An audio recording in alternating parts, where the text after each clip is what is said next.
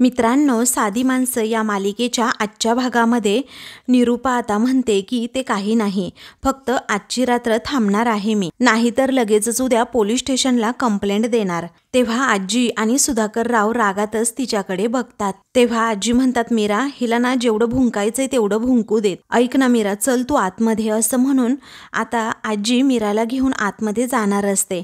तेव्हा निरूपा म्हणते, ओ सासूबाई, आता का पळताय, बोला ना बोला। पण आता का तुमची बोलती बंद झाली आणि बाकी वेळेला तर मला ऐकवत असताना तुम्ही घाबरलात की काय, असं म्हणून निरूपा आजीलाच उलट बोलू लागते। तरीही आजी मीराला आता घेऊन लगेचच तेथून जाते। तेव्हा पंकज आता लगेच हळूच आता देविकाला म्हणतो की बेबी, माझं डोकं ना इथे उभं राहून अगदी भणभणायला लागले, चल बरं बाहेर जाऊन ना आपण मस्तपैकी आईस्क्रीम खाऊयात। देविका म्हणते, हो चालेल, चल आता। तेव्हा आई आलोच हा आम्ही, असं म्हणून देविका लगेचच पंकजला घेऊन बाहेर पडते। इकडे आता 8:30 वाजलेले असतात। तेव्हा मात्र सत्य अजूनही सायकल चालवत असतो। तेथे बघणारे प्रेक्षक आता गेलेले असतात, परंतु जे आयोजक असतात ना ते अजूनही तेथेच थांबलेले असतात। तर सत्याच्या अंगात आता थोडीशी ताकद कमीच झालेली असते आणि तो अगदी हळूहळू आपला सायकल चालवत असतो। त्यानंतर काही प्रेक्षक आता तेथे येतात आणि लगेचच सत्यासाठी चीअर अप करू लागतात। पण सत्याचा मूड पहिल्यासारखा नसतो, पण त्याचे हे प्रयत्न सगळेजण पाहत असतात आणि त्यांनाही आनंदच होतो की सत्य प्रामाणिकपणे सायकल चालवतोय। आता त्याचा हात अक्षरशः दुखू लागतो, पण तो हार मानत नाही। काही वेळानंतर त्याचे पाय सुद्धा अगदी दुखत असतात, पायात गोळे आलेले असतात। मग तो एक पाय जरा पॅन्डलवरून खाली घेत असतो, थोडंसं स्ट्रेचिंग करत असतो आणि त्याच्या हाताला सुद्धा आता मुंग्या येत असतात। एका हाताने तो सायकल चालवत दुसऱ्या हाताने असं स्ट्रेचिंग वगैरे करत असतो आणि त्याच्या डोळ्यावर आता अंधारी सुद्धा येऊ लागते। तर इकडे निरूपा ही अगदी शांतपणे डोक्याला हात लावून बसलेली असते। तेव्हा आता पंकज आणि त्याचबरोबर देविका हे दोघेही तेथे येतात। तेव्हा पंकज मनातच विचार करतो, ही नथ चोरली आहे खरी, परंतु यातले काही पैसे द्यायला हवे होते मम्माला, म्हणजे ना हिने टेन्शन घेतलं नसतं आणि जास्त बाऊसुद्धा केला नसता या गोष्टीचा। जर हे प्रकरण अंगलट आलं तर। त्याच वेळी आता देविका ही आतमध्ये निरूपाजवळ जाऊन बसते आणि म्हणते, आई तुम्ही डोक्याला हात लावून वगैरे का बसला तशा? तेव्हा निरूपा म्हणते की काही नाही ग, असंच बसलीये। तेव्हा पंकजकडे ना तुमच्यासाठी आणि माझ्यासाठी काहीतरी सरप्राईज आहे, असं आता देविका सांगते। तेव्हा काय, पंकजकडे आणि आपल्यासाठी सरप्राईज, असं आता लगेचच निरूपा विचारते। पंकज घाबरतच म्हणतो, नाही नाही, माझ्याकडे कुठे काय सरप्राईज आहे। तेव्हा देविका म्हणते, अरे आत्ताच तू म्हणाला ना बाहेर मला की तुमच्यासाठी काहीतरी सरप्राईज देणार आहे म्हणून, चल दे बरं आता, अगोदर दे, असं म्हणून ती आता त्याला सरप्राईज दे असा हट्टच करू लागते। तेव्हा पंकज मात्र हसतो आणि विचारतो, हो ते का, मी कंपनीला कॉन्ट्रॅक्ट मिळवून दिलं ना, म्हणून कंपनीने मला इन्सेंटिव्ह दिला आहे। हे ऐकून आता लगेचच निरूपा जरा घाबरते आणि त्या पैशांकडे पाहतच राहते। तेव्हा देविका विचारते, काय रे पंकज, अरे डायरेक्ट इन्सेंटिव्ह आणि सॅलरी वगैरे नाही दिली का? तेव्हा पंकज म्हणतो, आता तूच बघ ना, अगं माझ्यासाठी सुद्धा ना जरा सरप्रायझिंगच होतं, आता हे घे ना, हे तुझ्यासाठी। तेव्हा असं म्हणून तो देविकाला पैसे देतो। देविका खुश होत थँक्यू असं म्हणते। मग त्यावेळी निरूपा त्याच्याकडे इशारा करत विचारते, काय रे हे, कुठून आणले हे पैसे? तेव्हा पंकज हळूच आता निरूपाला म्हणतो, अगं पहिल्या दिवशी त्यांचा फायदा मी करून दिला ना, त्यामुळे मला दिलेत त्यांनी ते। तेव्हा निरूपा विचारते, पण कसं काय रे? मग आता तो लगेचच निरूपाच्या हातावर देखील काही पैसे टेकवतो। तेव्हा निरूपा आता आश्चर्याने त्या पैशांकडे बघत असते। देविका विचारते, काय झालं? आता निरूपा लगेचच विषय टाळते आणि म्हणते, बघ ना, किती चांगली गोष्ट आहे ना। आता ऐका, माझा एक मुलगा ना मला सरप्राईज देण्यासाठी पैसे देतोय आणि दुसरा पोरगा माझीच नथ चोरून विकायला घेऊन गेलाय। आता ऐक ना बबड्या, तू दमला असशील ना, जाऊन आराम कर हा, असं निरूपा सांगते। आणि मग नंतर विषयी वेडवाकडं बोलत म्हणते, माझी नथ चोरली ना, आता ना त्याचा पायच तुटू दे। परंतु आता पंकज तिथून जात असताना पंकजचाच पाय जरा आता लचकतो। तेव्हा तो म्हणतो, मम्मा। तेव्हा निरूपाला आता लगेचच कसं तरी होतं आणि ती म्हणते, बबड्या, अरे जरा सांभाळून चालत जा ना, अरे आत्ता पाय तुटला असता ना, काय नुसता वेंधळ्यासारखा वागत असतो ना, मला कळतच नाही. मग आता पंकज अक्षरशः रडकुंडीला येतो, कारण त्याला जोरातच लागलेलं असतं. मग आता तो मनात म्हणतो, मम्मा अगं तू तरी नको ना असे शाप वगैरे देऊस. आता लगेचच निरूपा म्हणते, जा जा आता नको टेन्शन घेऊ, जा तू आतमध्ये आराम कर. मग आता पंकज तेथून गेल्यानंतर लगेचच निरूपा ही त्या पैशांकडे पाहतच राहते. तिला वेगळाच काहीतरी डाऊट येत असतो, पण बबड्याविषयी ती असा काहीही विचार करत नसते. तर आता दुसरीकडे 2 वाजलेले असतात, तरीही सत्या बिचारा हळूहळू का होईना आपली सायकल चालवत असतो. त्याचवेळी आता तिथे जे आयोजक ज्यांनी स्पर्धा ऑर्गनाईज केलेली असते ते सगळेजण त्यांना आता झोप येऊ लागते आणि म्हणून ते तिथे स्टेजवरच पडतात. मग त्यानंतर सत्याला आता खूपच कसं तरी होऊ लागतं. त्याच्या डोळ्यावर अक्षरशः अंधारी येत असते, कारण ना खाणं ना पिणं अशी त्याची अवस्था झालेली असते. आता त्याला डोळा लागणार तितक्यातच त्याच्या डोळ्यासमोर आता मीरा येते. मीराचा चेहरा आठवल्यानंतर तो असा खाडकन डोळे उघडतो आणि पुन्हा नव्या जोमाने सायकल चालवू लागतो. त्यानंतर आता त्याला खरंच खूप तहान लागलेली असते आणि तो वर स्टेजवर पाहतो तर अगदी सगळ्यांनाच डोळा लागल्यामुळे आता त्याच्याकडे दुसरं ऑप्शन राहतच नाही. पण आता तहान लागल्यामुळे तो मोठ्याने म्हणतो, ए बाबांनो पाणी तरी द्या. तो आता त्यांना उठवण्याचा प्रयत्न करत असतो आणि त्यांच्याकडे पाणी मागत असतो, पण आता ते सगळेजण अगदी गाढ झोपलेले असतात. त्यामुळे सत्याकडे दुसरा पर्यायच आता राहिलेला नसतो. मग त्यानंतर आता एका टेबलवर छोटीशी बॉटल असते पाण्याची, तो ती घेण्याच्या प्रयत्नात असतो. ते सुद्धा अगदी सायकल चालवता चालवता, पण त्याच्या हाताला काही ती बॉटल लागत नाही आणि लगेचच ती बॉटलसुद्धा टेबलवरून खाली पडते आणि मग सत्याला पाणीच मिळत नाही. दुसरीकडे आता मीरा ही शांतपणे झोपलेली असताना अचानक दचकूनच उठते आणि मोकळा श्वास घेते. तिला आता नंतर खूप कसं तरी होऊ लागतं, कारण आता सत्या अडचणीत असल्याचं तिला समजलेलं असतं. अचानकच तिला असा ठसका लागल्यामुळे आजी उठतात आणि विचारतात, ए मीरा काय ग झालं असं अचानक, तू झोपेतनं उठलीस? मग आता त्या लगेचच लाईट्स ऑन करतात आणि विचारतात, ए मीरा अगं सांग ना नक्की काय झालंय. तेव्हा मीरा सांगते, आजी मला ना जरा वेगळंच वाटतंय काहीतरी. तेव्हा आजी विचारतात, वेगळं म्हणजे नक्की काय वाटतंय मीरा तुला? तेव्हा आता मीरा सांगते, म्हणजे माझ्या मनाला ना खूप हुरहुर जाणवतीये आणि असं वाटतंय की हे एकटे पडले आहेत आणि यांना आपली खरंच खूप गरज आहे आणि यांच्याबरोबर ना असं काहीतरी विचित्र घडतंय. तेव्हा आजी म्हणतात, अगं त्याला सुद्धा तुझी आठवण येत असेल आणि जेव्हा तो फोन करत असेल तेव्हा कदाचित लागत नसेल ना, म्हणून तुला ही हुरहुर जाणवतीये. तेव्हा मीरा विचारते, आजी असा कसा फोन लागत नसेल? हल्ली इंटरनेटमुळं त्याचबरोबर मोबाईलमुळे माणूस इकडे तिकडे बसून जगाच्या दुसऱ्या टोकावर बसलेल्या माणसाशी नक्कीच बोलू शकतो ना, आणि मग आम्ही तर इथे आहोत जवळ, तरीही यांना माझ्याबरोबर कॉन्टॅक्ट करता येत नाही आहे, आम्हा दोघांना बोलता येत नाही आहे, असं कसं आजी? आणि त्यांचा फोन बिघडलाय, चोरीला गेलाय किंवा फोन डिस्चार्ज झालाय हे मी समजू शकते की, परंतु हे तर गाडीवर आहेत ना, कुठे ना कुठे यांना नेटवर्क तर मिळतच असेल ना, आणि माझा फोन सुद्धा लागतोय की अगदी पूर्ण दिवस माझा फोन सुद्धा सुरूच आहे. मग नक्की काय झालंय आजी? मला तर काही समजेनासं झालंय, नक्की काय होतंय ते. तेव्हा आजी आता अजूनच टेन्शनमध्ये येतात आणि मग त्यानंतर ती विचारते, आजी तुमच्याबरोबर ते बोललेत ना? आजी म्हणतात, हो बाई तो माझ्याबरोबर बोललाय. मग ती विचारते, ऐका ना आजी ते काय बोलले, तुम्हाला आठवतंय का नक्की? मग आजी म्हणते, अगं तुझ्यासाठी त्याला जास्त पैसे कमवायचे आहेत ना, मग काहीतरी जिकरीचं काम आहे ते केलं तर चालेल का, असं तो विचारत होता. तेव्हा आता जिकरीचं काम म्हणजे नक्की कोणतं काम असेल आजी, असं मीराला प्रश्न पडतो. आजी म्हणते, नाही ग बाळा, मी सुद्धा विचारायची विसरलेच, आणि घरी जर ते काम सांगितलं तर कुणी करू देणार नाही असंही म्हणाला. मग मी त्याला म्हणाले की तू जे करशील ना बाळा तर मी कायमच असेन.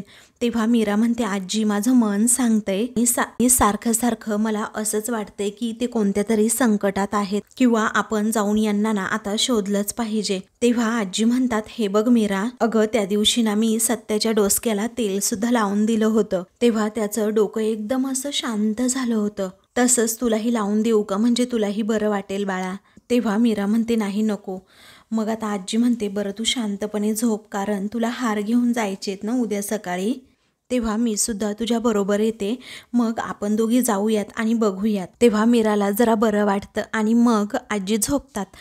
तेव्हा मीरा म्हणते, आजी तुम्ही शांतपणे झोपा, मी लाईट बंद करते हा. मग आजी आणि मीरा दोघीही झोपतात. पण आता मीराला पुन्हा एकदा जाग येते आणि ती पुन्हा सत्याच्याच विचारात असते. दुसरीकडे 3:15 वाजलेले असतात, तरीही सत्या मात्र आता अजूनही सायकलच बिचारा चालवत असतो. त्याला अजून पाणीसुद्धा मिळालेलं नसतं. त्या टेबलवर दुसरी एक बॉटल असते. तो ती घेण्याच्या प्रयत्नात असतो, परंतु ती बॉटलसुद्धा त्याच्या हाती काही लागत नाही. मग तो तसाच पुढे पुढे सायकल चालवत असतो. त्यानंतर कसाबसा तो आता सायकल चालवता चालवता एका टेबलवर पडलेली बॉटल आता उचलून घेतो आणि लगेचच एका हाताने सायकल चालवत दुसऱ्या हाताने त्या बॉटलचं बूच असं तोंडानेच उघडत असतो आणि सायकल चालवता चालवता पाणी पितो. त्यानंतर आता झोप येईल या विचाराने तो पुन्हा एकदा आपल्या डोक्यावर जरा पाणी टाकतो, चेहरा जरा फ्रेश करतो आणि पुन्हा एकदा नव्या जोमाने सायकल चालवू लागतो. आता दुसरा दिवस उजाडतो. तेव्हा आजी आणि मीरा आता हार दुकानांमध्ये देत देत पुढे पुढे चाललेल्या असतात. मग आता त्यानंतर मीरा एका ताईंना हार देते आणि विचारते, यांना कुठे पाहिलत का? मग आता त्या ताई म्हणतात, नाही ग मीरा, सत्यादादाला तसं मी रोज बघते, पण 2 दिवस झाले कुठे दिसेनासा झालाय. तेव्हा मीराला अजूनच टेन्शन येतं आणि आजीला सुद्धा. मग हसूनच मीरा म्हणते, बरं ठीक आहे. मग त्या हार देत देत आता पुढे चाललेल्या असतात. त्यानंतर समोरून सत्याचा एक मित्र येतो. तेव्हा ओ वहिनी, अहो कुठे निघाल्या तुम्ही, असं तो विचारतो. तेव्हा मीरा म्हणते, अहो अविभाऊजी तुम्ही इकडे हार द्यायला आले होते, तेच हार देण्याचं काम सुरू आहे. मग आता तुम्ही यांना कुठे पाहिलत का, असं मीरा विचारते. तेव्हा त्याचा मित्र म्हणतो की हो, आत्ताच भेटलो होतो आम्ही. तेव्हा आजी आणि मीराला खूप आनंद होतो. मग मीरा विचारते, कुठे पाहिलं तुम्ही यांना? तेव्हा अहो आत्ताच म्हणजे 2 आठवड्यांपूर्वी पाहिलं होतं. आम्ही चाय वगैरे पिला, त्याचबरोबर खूप गप्पा गोष्टी केल्या. तेव्हा मीराचा चेहराच पडतो, म्हणजे हे 2 आठवड्यापूर्वी अगोदरचं सांगतायत. ती म्हणते, अच्छा अच्छा ठीक आहे, पण जर तुम्हाला ते पुन्हा दिसले तर मला लगेच कळवा हा. तेव्हा ठीक आहे, मी कळवतो, असा तिचा आता तो अविभाऊजी म्हणतो. मग त्यानंतर त्याचा मित्र हा तेथून जातो. त्यावेळी आजी म्हणते, आपण सगळ्या सत्याच्या मित्रांना आता भेटलं पाहिजे. तेव्हा मीरा म्हणते, हो भेटूयात आपण, असं म्हणून दोघीही पुढे पुढे चाललेल्या असतात. तर मीराला आता सत्याची गाडी समोर दिसते. आता ती गाडी पाहून मीराला खूप आनंद होतो आणि ती अगदी धावतच गाडीजवळ जाते. मग आता गाडीमध्ये पक्या झोपलेला असतो. तेव्हा त्याला पाहून आता मीरा आणि आजीला धक्काच बसतो. तेव्हा तो अगदी ढाराढोर असा शांतपणे झोपलेला असतो. ते पाहून आजी म्हणते, पक्या उठ, पक्या उठ. तेव्हा आजीने आवाज दिल्यानंतर तो आता लगेचच उठतो आणि विचारतो, काय ग आजी, काय झालं? आणि मग शेजारी बसलेल्या मित्राला सुद्धा तो उठवतो आणि म्हणतो की ये बघ आजी आली आहे. ते दोघेही आता गाडीतून खाली उतरतात. मग आता तो विचारतो, काय झालं आजी, अगं बोल ना पटकन. आजी म्हणते, अरे काय झालं, काय काय, अरे गाडी तुझ्याकडे आहे, पण आमचा सत्या आहे तरी कुठे? मग आता मीरा म्हणते, अहो तुमच्याकडे गाडी आहे म्हटल्यानंतर तुम्हाला माहीत असेल ना ते कुठे आहेत. त्या पक्या सांगतो की सत्यदादा मला म्हणाला की गाडीची 5 दिवस काही गरज नाही आणि म्हणूनच मी त्याच्याकडनं गाडी चालवायला घेतली. आता तो कुठे आणि कशापायी गेलाय हे आपल्याला काही माहीत नाही, असं मीराला पक्याने सांगितल्यानंतर तिला अक्षरशः धडकीच भरते. तेव्हा आजी विचारतात, अरे तू गाडी घेताना त्याला विचारलं का नाही की दुसरं कोणतं काम करणार आहेस तू? मग आता त्याचा मित्र म्हणतो, आजे आम्ही असं कुणाला काही विचारत नाही, कारण आम्ही मित्र आहोत ना, ज्याला त्याच्या आवडीचं काम करून देतो आणि तसंही शेवटी आम्ही आमच्या मनाचे राजे आहोत ना, म्हणून. तेव्हा आजी आता जरा वैतागते आणि म्हणते, अरे काय चाललंय तुमचं मुलांचं? मग आजी तडातडा त्या दोन्ही मित्रांना बोलतात आणि म्हणतात, गाडी चालवताना सुद्धा असं करतात का रे? अरे आम्ही आमच्या मनाचे राजे, म्हणजे गाडी चालवताना तुम्ही पॅसेंजरला विचारत नाही का की तुमच्या मनाच्या राजाप्रमाणे तुम्ही कुठेही निघता आणि कुठेही पॅसेंजरला सोडता? तेव्हा त्याचा तो दुसरा मित्र म्हणतो, आजे आमचं जरा चुकलंच, पण दादा आल्यानंतर विचारतो की आम्ही. आणि मग वहिनीला सुद्धा फोन करून सांगतो, चालेल ना वहिनी? तेव्हा आजी म्हणते, अरे आता देऊ का एखादी ठेवून? अरे घरी आल्यानंतर आता मीच त्याचा कान धरून विचारेन ना, आणि मग त्याचा कान धरला की तुझा सुद्धा कान धरेनच. या मुलांना ना काहीही कळत नाही, नुसतं काम केलं म्हणजे जबाबदारी संपली असं नसतं. तेव्हा पक्या विचारतो, वहिनी काही गडबड झालीये का? मग आता मीरा सांगू लागते, हे म्हणालेत की कुठेतरी 5 दिवस जाणार आहेत, पण कुठे जाणार आहेत, काय करणार आहेत हे काही सुद्धा सांगितलेलं नाहीये आणि म्हणूनच मला ना जरा खूप टेन्शन आलंय. तेव्हा लगेचच आता पक्या म्हणतो, वहिनी तुम्ही काही सुद्धा काळजी करू नका, आत्ताच मी समद्या गँगला फोन करतो आणि मग विचारतो.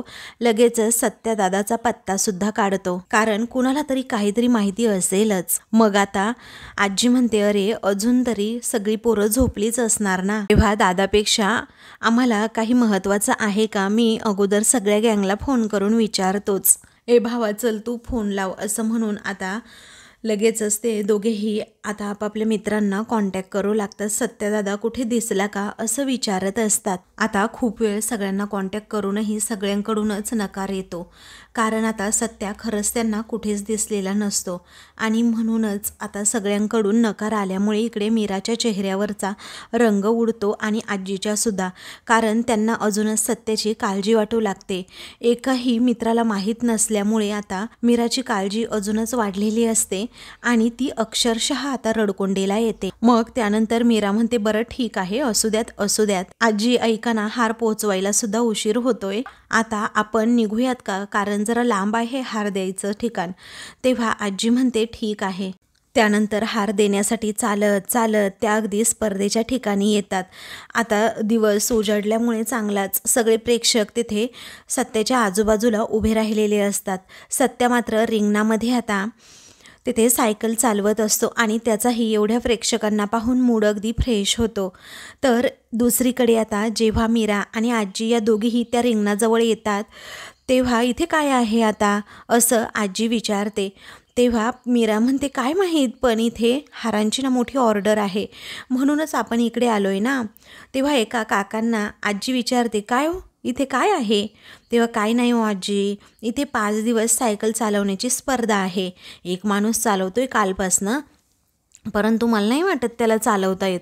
आता जरा आलाय मूडमध्ये, पण कसं आहे ना, 5 दिवस सायकल चालवणं एवढं सोपं काम आहे का सांगा बरं.